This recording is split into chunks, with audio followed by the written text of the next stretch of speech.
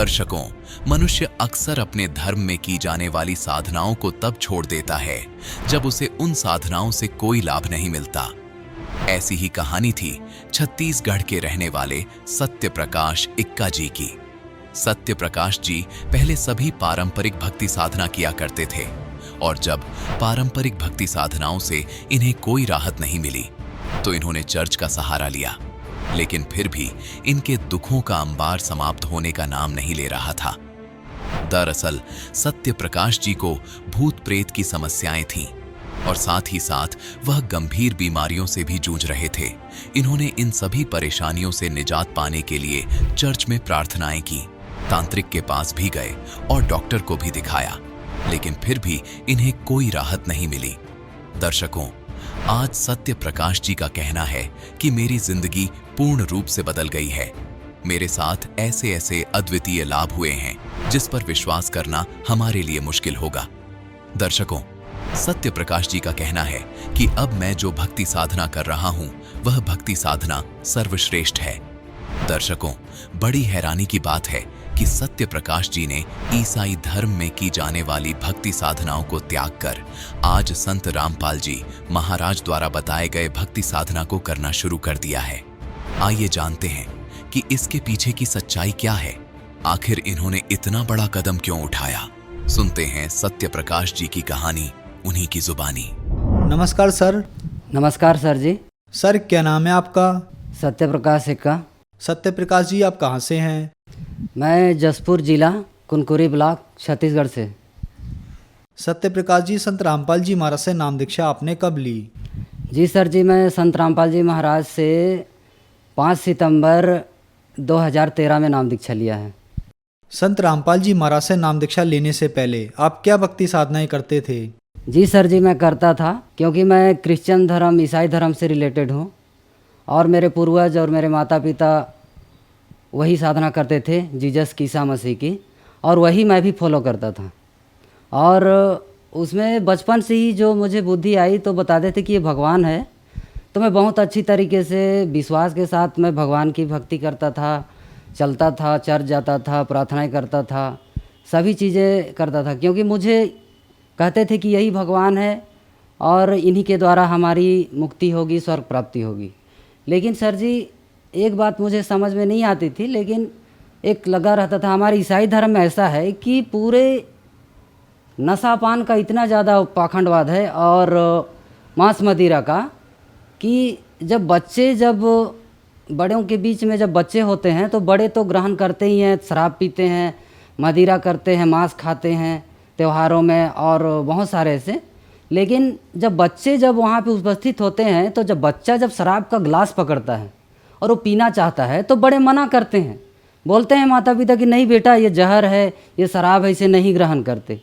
लेकिन जब हम बच्चे को जब मना कर रहे हैं कि वो जहर है, नहीं ग्रहण करते, तो हम माता पिता बड़े लोग ही ग्रहण कर रहे हैं।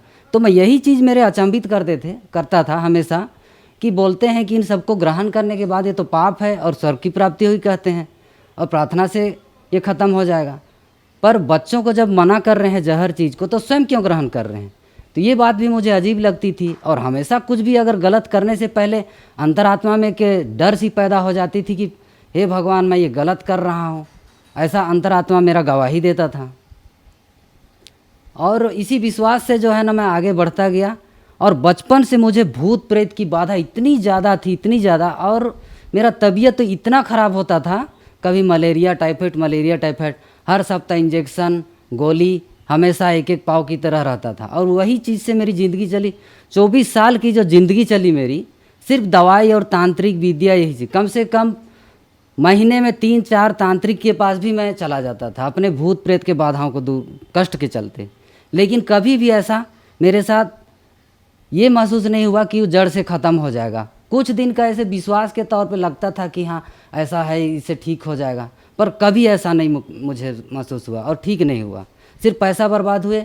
मेरे पिताजी टीचर हैं, उनके सैलरी जो थे मेरे दुख के कारण जो है ना, तांत्रिक वांत्रिक ले आता था उठा पठा के, ठीक हो करके, कोई 15,000, कोई 20,000, कोई मुर्गा, कोई बकरा, सोना चांदी, सब चीज़ उठा के ले गए। मेरा घर मेरे पिताजी का बनाया हुआ छोटा मोटा जो भी कुटिया थी, ऐसे धुल जा रहा था कि हम खाने तक के लाले पड़ जा रहे थे, ऐसी स्थिति आ गई थी। सर आप पर बहुत ज़्यादा दुख थे, तो आप संत रामपाल जी महाराज की शरण में कैसे आए? जी सर जी, मेरे साथ कुछ ऐसे घटनाएं घटी। मैं बॉम्बे में रहता था, वहाँ पे मैं एक शिप में किया करता था, दरिया में। शराब पीना मैं पहले से ही था, बचपन से ही, और ऐसे करते करते अब इतना ज़्यादा अति होने लगा। फिर 2013 में जो है, मैंने एक भाई हैं संतोष दास करके, चांपा ज़िले से, वहाँ से उसने फ़ोन किया मेरे दोस्त को, बोला कि हम लोग हरियाणा जा रहे हैं, वहाँ पे कोई बाबा आए हुए हैं, जिससे कि मतलब बहुत ही आशीर्वाद लेने से मात्र से जो है ना, अब दुख तकलीफ ठीक हो जाते हैं, कुछ कुछ प्राप्त हो जाते हैं, यही बताए उन्होंने। फिर जो है ना, हमने मेरे दोस्त के साथ सतलोक आश्रम पहुंच गए। वहाँ पे हमने देखा, व्यवस्थित देखा, बहुत अच्छा ढंग से। मुझे ज्ञान तो उतना नहीं समझ में आया, बाकी वहाँ का सारा चीज़ सिस्टमेटिक ढंग से था। संत रामपाल जी महाराज से हमने नाम दीक्षा लिया और 3 दिन तक वहाँ सत्संग चलती थी सर जी। तो 2 दिन तक ब्रह्मा विष्णु महेश गीता वेद वगैरह से, कुरान से सत्संग सुना रहे थे संत रामपाल जी महाराज, और मुझे कुछ पल्ले नहीं पड़ रहा था क्योंकि मैं क्रिश्चियन धर्म से रिलेटेड था। तो तीसरे दिन जो है ना, संत रामपाल जी महाराज जो है ना सत्संग सुनाए, उसमें बाइबिल से सुनाए। तो बाइबिल से जब सत्संग सुना रहे थे तो मुझे सारी बातें याद आने लगी कि सृष्टि उत्पत्ति कैसे हुई, यहाँ पे बाइबिल में ये लिखा है, और ऐसे ऐसे लिखे हुए हैं कई तरह से। तो मुझे वो सारी चीज़ें याद आने लगी कि बाइबिल में भी लिखा हुआ है कि एक दिन पिता परमेश्वर इस धरती पर आएंगे और उनका राज्य स्थापित होगा। तो मुझे वो याद आने लगा कि ऐसे लिखा हुआ है। और जब वहाँ पे जब देखा तो ठीक तुरंत जो है ना, मुझे मेरे मेमोरी में अजीब सा टक सा लगा ऐसा, और मुझे याद आने लगा कि तेरे साथ जो घटना घटी 2009 में बॉम्बे में कमरे के अंदर, वो चीज़ दृश्य याद करो। मैं वही रूप हूँ जो आपको दर्शन हुआ था, जो कहा गया था कि भगवान प्रकट होने वाला है, जो आपने मेरा रूप देखा था, मेरा वही रूप यहाँ पे जिंदा रूप में मैं सामने बैठ के सत्संग सुना रहा हूँ। मुझे पहचानो, ऐसी प्रेरणा हुई। और फिर जो पर्दे में आ रहे थे तो मैं ध्यान करने लगा कि हाँ, ये तो वही रूप है जो मैं वहाँ देखा था स्पष्ट रूप से। यही संत रामपाल जी महाराज का रूप मैं कमरे में देखा था, नाम दीक्षा लेने से पहले दर्शन हो चुका था, और आज वही चीज़ बोला जा रहा है, भगवान बोले थे और यहाँ पे तो जिंदा रूप में आ चुका है। मतलब मुझे बाइबिल का वो याद आया कि जो बोला गया है तो निश्चित है वो बाइबिल का वचन भी पूरा हो गया है, और परमात्मा जो है ना, सदगुरु संत रामपाल जी के महाराज के चोले पर आ चुके हैं और गुरु रूप में आज विराजमान होकर विश्व को, सभी अपने जगत संसार को जो है ना ज्ञान दे रहे हैं। सर संत रामपाल जी महाराज से नाम दीक्षा लेने के बाद आपको क्या लाभ मिले? जी सर जी, मुझे लाभ मिला है। मुझे बहुत बीमार रहता था, सिर्फ इंजेक्शन गोली चलती थी, उससे छुटकारा मिला है। और भूत प्रेत के जो बाधाएं थे, उनसे नाम दीक्षा लेकर संत रामपाल जी महाराज से मुझे इतनी राहत मिली है, इतनी राहत मिली है कि आज तो काल तो शायद छूने की बात तो नहीं, वो टकरा करके दूर हो जाते हैं। बाकी मुझे इतनी संतुष्टि है, चैन की नींद सोता हूँ, और इतना सुख चैन दिया है परमात्मा ने आज मुझे, संत रामपाल जी महाराज ने, कि उसका बखान करना ही कम है। सर देखा जा रहा है कि संत रामपाल जी महाराज ने आध्यात्मिक ज्ञान की क्रांति ला दी है। बहुत सारे श्रद्धालु संत रामपाल जी महाराज से जुड़ रहे हैं, और दूसरे धर्म जैसे ईसाई धर्म, मुस्लिम धर्म से भी संत रामपाल जी महाराज से भारी संख्या में श्रद्धालु जुड़ रहे हैं। जैसे कि आपने बताया कि आप क्रिश्चियन धर्म से थे और फिर आपने संत रामपाल जी महाराज से नाम दीक्षा ली। तो क्या संत रामपाल जी महाराज से नाम दीक्षा लेने के बाद आप हिंदू बन गए? क्या संत रामपाल जी महाराज क्रिश्चियन धर्म, मुस्लिम धर्म से कन्वर्ट करके हिंदू बना रहे हैं? नहीं सर जी, ये सब चीज़ बिल्कुल गलत बात है। कोई हिंदू बनाने की और परिवर्तन करने की बात नहीं है संत रामपाल जी महाराज की। वो तो बताते हैं जीव हमारी जाति है, मानव धर्म हमारा, हिंदू मुस्लिम सिख ईसाई धर्म नहीं कोई न्यारा। इसमें सभी जो रूढ़िवादी जाति धर्म है वो सभी रिलेटेड इसमें आ रहे हैं, और अपने सत्संग सुन करके और अपने शास्त्र अनुसार जो संत रामपाल जी बता रहे हैं कि आपको समझने के लिए आपका ग्रंथ ही आधार है। तो मुझे भी वही बाइबल ही आधार बना, और संत रामपाल जी जब खोल खोल के दिखा रहे थे तो मुझे समझ में आया। और वही चीज़ हमारे क्रिश्चियन धर्म के फादर गुरु भी बताते हैं, किसी चीज़ को एक जगह का पाठ उठा करके। मेरे चाचा जी, वो लोग खुद जो है ना, वो फादर हैं पर किसी जगह से उठाते हैं और उसका अर्थ भी नहीं समझा पाते हैं, और अपना दंत कथा सुना देते हैं, मैं वहाँ पढ़ाई किया, मैं यहाँ ऐसा किया, वहाँ पे बहुत अच्छा ऐसा होता है, बस इतना ही करके, और आप लोग प्रार्थना करो, विश्वास रखो, बस इतना ही करके छोड़ देते हैं। और जब भी ये कभी नहीं बोलते हैं कि भाई आप लोग शराब पीना छोड़ो, जीव हत्या छोड़ो, मांस मदिरा छोड़ो, जिससे आपकी आने वाली पीढ़ी, आपकी बच्चों की दुर्गति हो रही है। ये संदेश कभी भी नहीं देते हैं सर, मैं कभी भी फादरों के मुंह से नहीं सुना। हमारे धर्म गुरु ईसाई धर्म के कहते हैं कि परमात्मा पिता परमेश्वर निराकार है, और जो बाइबिल में लिखा है कि अध्याय ईसायास का ग्रंथ अध्याय 22 वचन पद संख्या 13 से 14 में लिखा है कि किंतु तुम मांस खाते हो, जीव की हत्याएं करते हो, मांस मदिरा खाते पीते हो, उनके लिए पिता परमेश्वर ने स्पष्ट शपथ ग्रहण की है कि उनकी स्वर्ग की प्राप्ति नहीं होगी। इससे जो है ना स्पष्ट है कि ऐसे कर्म करने वालों को स्वर्ग की प्राप्ति नहीं होगी।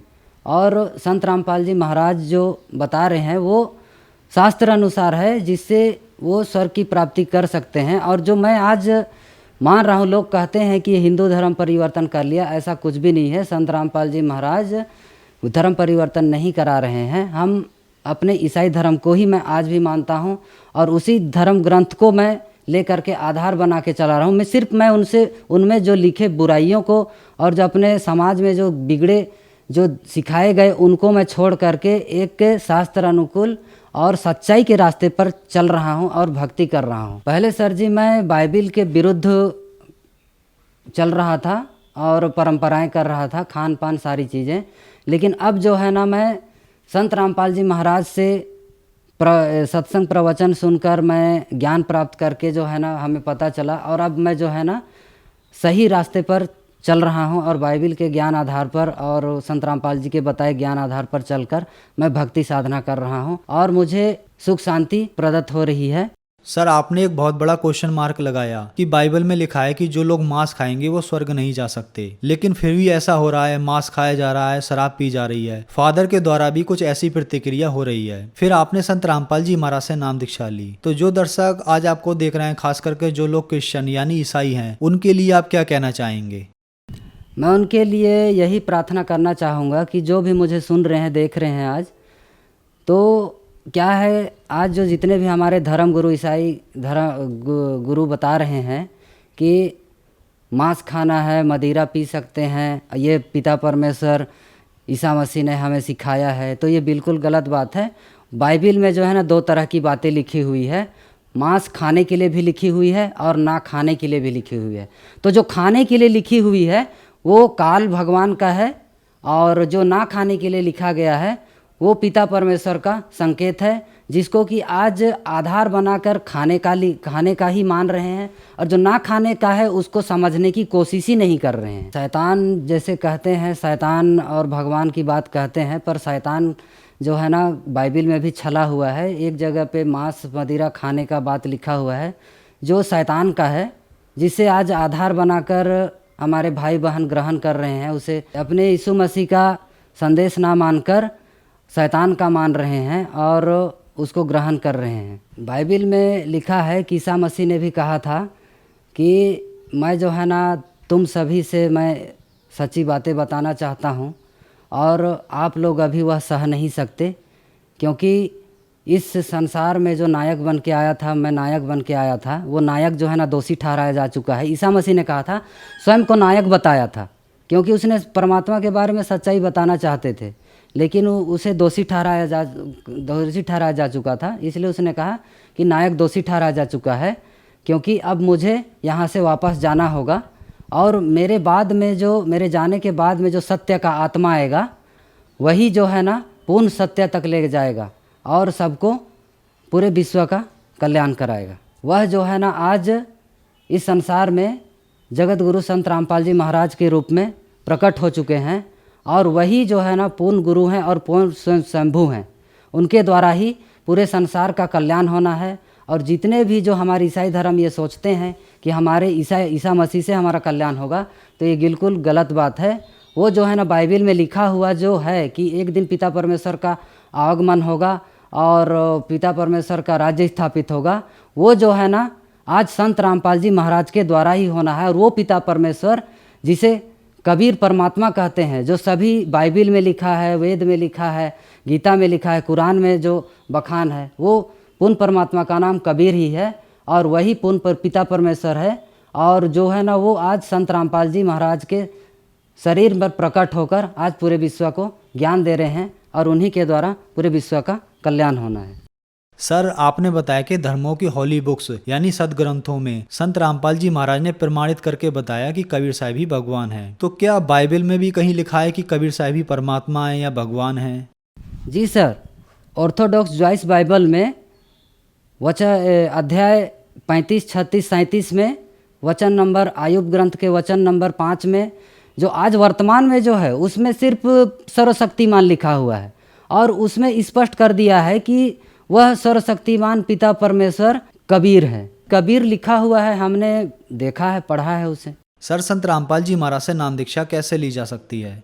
जी, संत रामपाल जी महाराज से नाम दीक्षा जो है ना, आज टीवी के माध्यम से, जिसमें संत रामपाल जी महाराज का सत्संग प्रवचन चैनल सुबह शाम आती है, उसमें नीचे पीली पट्टी चलती है, उसमें मोबाइल्स नंबर जो है ना आश्रम की, सतलोक आश्रम की दी जाती है, जिस नंबर को डायल करके जो है ना बात करके उससे संपर्क करके और नाम दीक्षा लेने का आधार बना सकते हैं। सदगुरु संत रामपाल जी महाराज के द्वारा लिखी गई पुस्तक ज्ञान गंगा, जीने की राह, गीता तेरा ज्ञान अमृत पढ़कर उनमें भी अपना सदग्रंथ को जानने का आधार है। सभी धर्म ग्रंथों का निचोड़ दिया गया है और उससे भी समझ करके और मोबाइल नंबर डायल करके आधार बना करके नाम दीक्षा ले सकते हैं।